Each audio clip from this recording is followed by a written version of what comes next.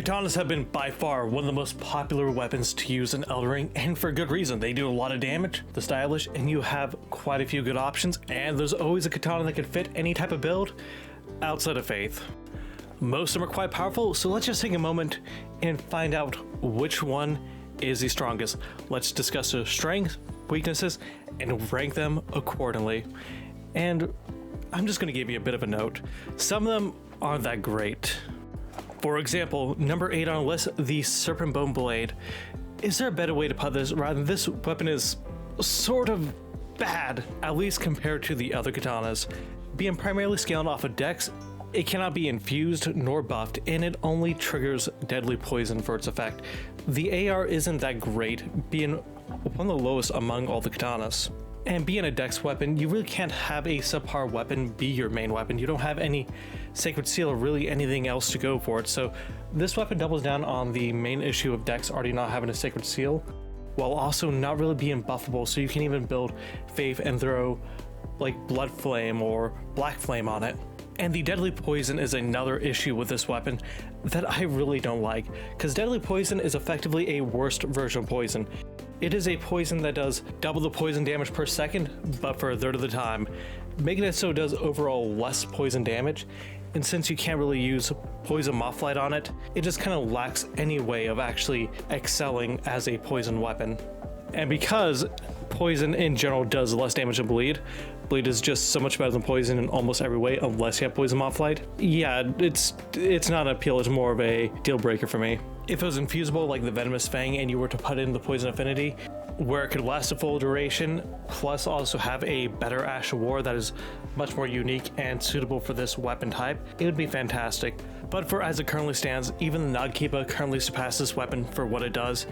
This weapon does have a saving grace of having a good charge attack, but even then, that cannot save it for all the downsides this weapon has. Honestly, this weapon could have been decent if they gave it some sort of arcane scaling to help boost the poison buildup. As it stands, this is currently the worst katana in the game, even compared to the next katana, the Dragon Scale Blade.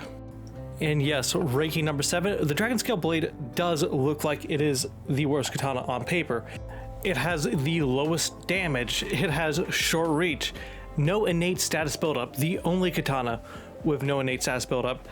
Even Serpent Bone Blade has a status buildup of poison. This right here has nothing, but when you look at the last part, what this weapon does have is an Ash of War that's actually incredibly good. It's effectively Lightning Slash, but better. Ice Lightning Sword, which does a decent amount of damage. It buffs your weapon with lightning, and it gives you Frostbite buildup on hit. And Frostbite and Lightning is a match made in heaven. This buff actually brings it to the highest AR out of all of the katanas. That being said, when you're losing out on incredible Ashes of War, because that is the main appeal of a lot of katanas. You got Double Slash, you got Unsheath, you got Sword Dance, you got Transient Moonlight, and Corpse Piler. Losing out on those is incredibly problematic, especially with what triggers this being a Lightning Slash. Honestly, the Dragon Halberd does what this right here does, but better, because you actually get a Ash of War that typically does not already get that lightning buff, and it does an incredible amount of damage. And really, this is more of an issue with Lightning Slash than it is with the weapon itself. If Lightning Slash was better and you were to give it on this weapon, then absolutely I'd recommend going for it. It just needs a little bit of hyper armor or something that allows you to follow through without getting punished, especially for this weapon's short range. Honestly, Lightning Slash, it's great for curved swords when you want to buff your weapon, and it's great for, let's say, a Zweihander or Nagkiba whenever you want to buff the weapon itself and hit the enemy out of range, because you got reach of those weapons. This weapon, you don't get reach, so therefore, unless you have a obvious opening, you ain't really gonna be using that much. Overall, the weapon has a pretty cool design, no pun intended, but it just cannot compete with some of the best katanas on this list. Speaking of which, let's talk about the next katana, one that I think is underrated, but does kind of have the same Ash War issue as the previous one, and that is gonna be the Meteoric Blade. Ranking number 6, this katana is good and bad at the same time. Let me explain. So it does have innate bleed. It also has the highest AR out of all the katanas when built correctly, but it does have one significant issue. Alright, 2 significant issues. The short reach and its Ash of War is all right. The Ash of War is very situationally going to ever be used. Gravitas is only kind of good in PvP situations, especially when you're trying to pull somebody off a cliff. But in PvE, it's not doing damage. It's just kind of pulling the enemies closer towards you. That being said, the damage of this weapon is absolutely good. It's good. It's not fantastic because you can't really buff it, and the Ash of War is really not going to carry it through. But if you're just relying on the attacks, which by the way, amazing heavy attack on this weapon, the charge R2 and the regular heavy are great. They're amazing. And it's a strength int weapon, so I mean, yeah, there's a lot to love about it. Unfortunately, strength and int don't usually go well together. There's very few weapons that do go well with a strength int build, but I am all for it. And probably the best part about this weapon is that you get it early in the game. So compared to the last two, which are mid-game and effectively almost late game, this right here, you get it pretty early on. In fact, I actually prefer this weapon over the next weapon because this next weapon, you get it at the end of the game in a hidden area, and it's about as good. Overall, it functions just about as good, but it does have a skill that has some niche uses. And I'm talking about the Hand of Melania, ranking at number 5 on the list. I know this one is a bit controversial because it does have a long reach and it does have a cool Ash of War. There's a problem with this weapon though. Like all the weapons before it, it cannot be buffed. It has the 4th highest AR, so it's pretty much middle of pack. The Ash of War is easy to punish, and it has effectively the Bloodhound syndrome, where effectively the Bloodhound's Fang is known to be a bleed weapon that doesn't cause bleed because it kills enemies too fast. This weapon doesn't really bleed as often as we would expect it to because, unfortunately, it can't be buffed. There's really no Ashes of War or any other special effect to have it apply bleed faster. You have to rely on regular attacks, which is totally fine. But in terms of being a top tier weapon or something unique, you have to be competitive. And when you could punish the Ash of War to the point where if you take a little bit of damage, especially in PvE, but in PvP too, you're just gonna fall on the ground. It's absolutely hilarious. That being said, it's really good at nuking down knights, so it does have some use in PvE. It's just not really gonna be a boss killer. Okay, it can be a boss killer, but you may as well just go for curved swords or straight swords if you really want to just nuke down a boss and do an incredible amount of damage. For who you have to kill to get this weapon, it is a bit disappointing. That being said, it is kind of a balanced weapon, so I really can't shame on it too much. It still gets the job done. It is still a decent weapon. I do prefer the Meteor Core Blade, but I will admit this weapon does have some situational uses to it. Number 4 is a weapon I've already talked about before, the Rivers of Blood. When a weapon has a legacy, it can easily tarnish when its background has led to nothing but suffering.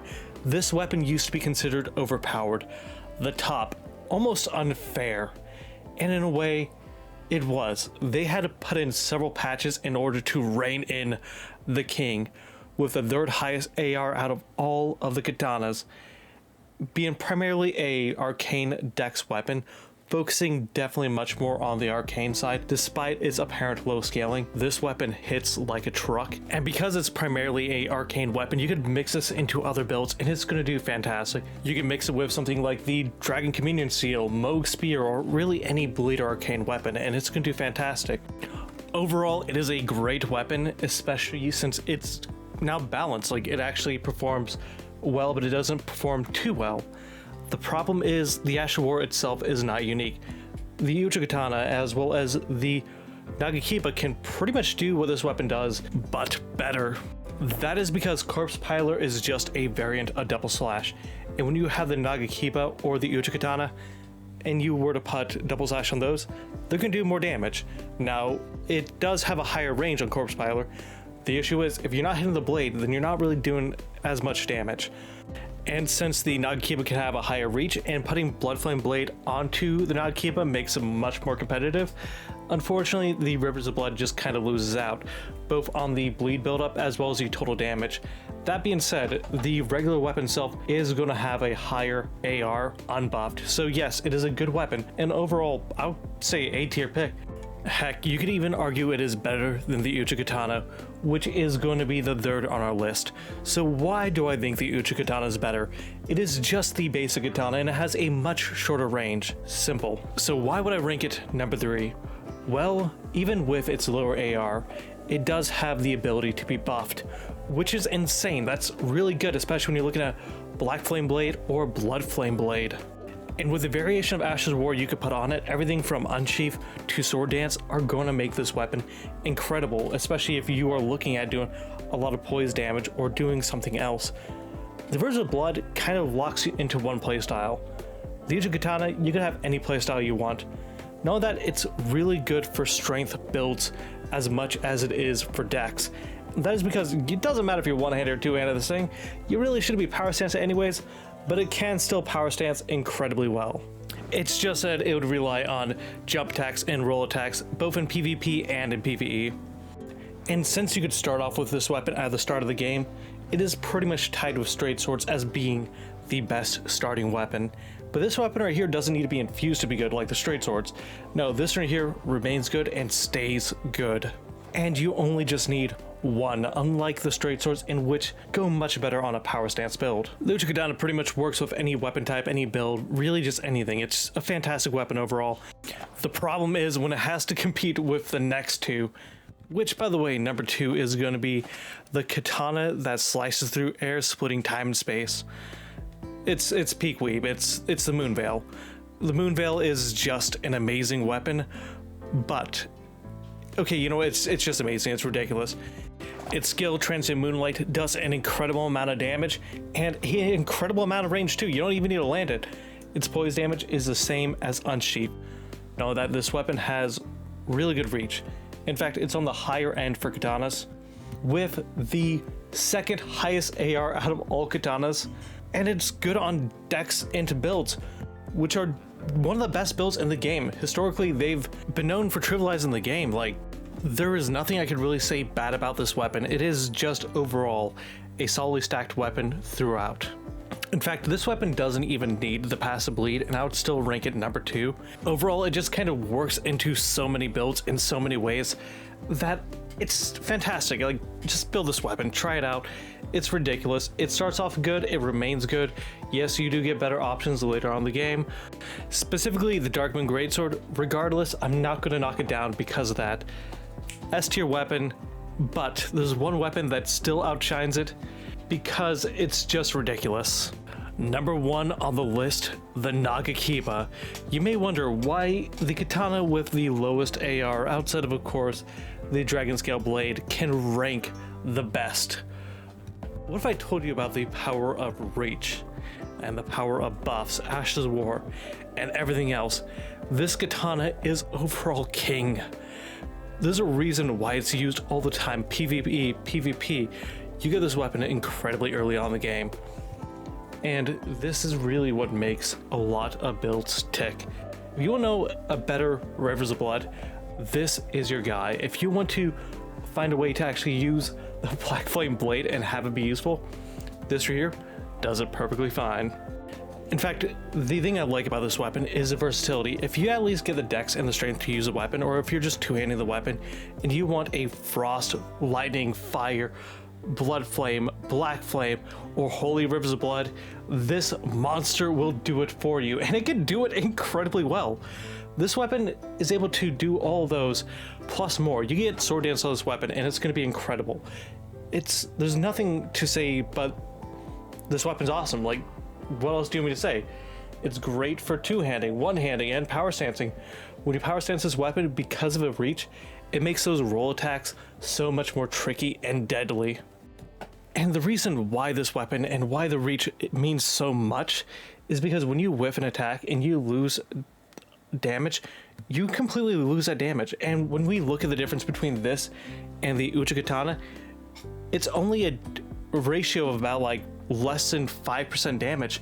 Even with some of the strongest katanas, overall, after you factor in the split damage, the Nagakiba wins out mostly because you're whiffing less attacks. In fact, you may not whiff any attacks with the Nagakiba. Whiffing one attack from a Uchi Katana, and that is already losing out more damage than 30 strikes of this weapon, and that's what makes this weapon so good. Its range is just ridiculous. It is a monster. And because you could kill Yura pretty much any time to get this weapon, I personally don't do it because I respect Yura as a character, but go ahead, if you want to get this weapon early on, you can get it early on. Overall, after the concept of being able to buff this weapon, especially on a Dex Faith build, this weapon does actually catch up with the AR of all the other weapons, and there's no other weapon that really does more damage than the Uchi-Katana, Meteoric Aura Blade, or Dragon Scale Blade without suffering some other sort of drawback, mostly reach, or in some cases, split damage. So the reason why this weapon's at the top is because it pretty much covers everything from damage, reach, utility, and everything you could ever want with a weapon, it has.